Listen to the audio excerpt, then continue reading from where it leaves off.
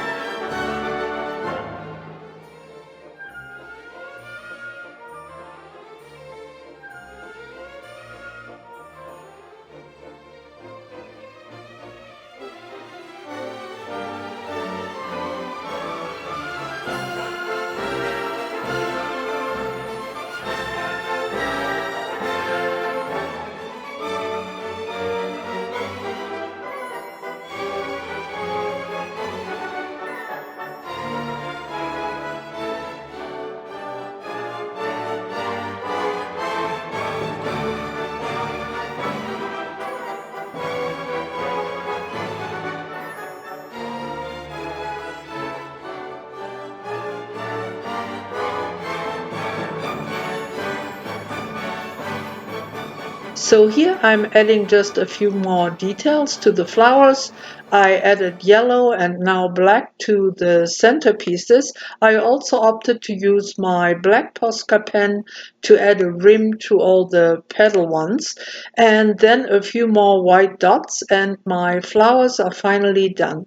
I purposely used very basic colors, including white on them, so they would complement the very warm and bright background. For very last step, I used my black acrylic paint and my paint roller to color in the edges of the canvas. Doing it this way really makes nice straight edges. So here's my completed canvas, and I really love all that great texture, but it took a while to saturate it with colors. I also worked quite a bit on these flowers, but now they really look and feel like clay. Now, this floating flower design is definitely not my own unique idea. It has been done many times before in different shapes and forms. But even with designs like that, I think you can take it, change it, and make it your own. So I'm quite happy with the way it came together. It is simple, but because of the bright colors and all the texture, I think it's a pleasing design. Thanks for coming, and bye bye for now.